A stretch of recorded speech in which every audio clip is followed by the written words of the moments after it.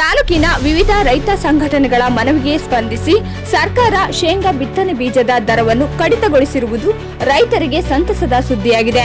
ತಾಲೂಕಿನ ರೈತ ಸಂಘಟನೆಗಳ ಕೋರಿಕೆಯ ಮೇರೆಗೆ ಮಾನ್ಯ ಶಾಸಕ ಟಿ ರಘುಮೂರ್ತಿಯವರು ಸರ್ಕಾರಕ್ಕೆ ಪತ್ರ ಬರೆದು ಶೇಂಗಾ ಬಿತ್ತನೆ ಬೀಜದ ದರವನ್ನು ಕಡಿಮೆ ಮಾಡುವಂತೆ ಮನವಿ ಮಾಡಿದ್ದರು.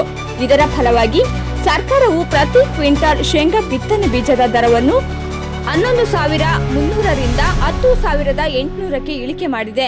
ಸಾಮಾನ್ಯ ವರ್ಗದ ರೈತರಿಗೆ 1,400 ಸಹಾಯಧನ ದೊರೆಯಲಿದ್ದು, ರೈತರು ತಮ್ಮ ಪಾಲಿನ 9,400 ಪಾವತಿಸಿ ಬಿತ್ತನೆ ಬೀಜ ಪಡೆಯಬಹುದಾಗಿದೆ.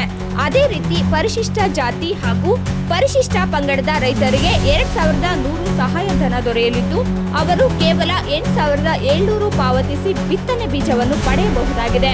ಶೇಂಗಾ ಬೆಳೆ ಬೆಳೆಯುವ ರೈತರು ಸರ್ಕಾರದ ಈ ಸೌಲಭ್ಯದ ಸದುಪಯೋಗ ಪಡೆದುಕೊಳ್ಳುವಂತೆ ಸಹಾಯಕ ಕೃಷಿ ನಿರ್ದೇಶಕರಾದ ಎಸ್ ಟಿ ರಮೇಶ್ ಮನವಿ ಮಾಡಿದ್ದಾರೆ.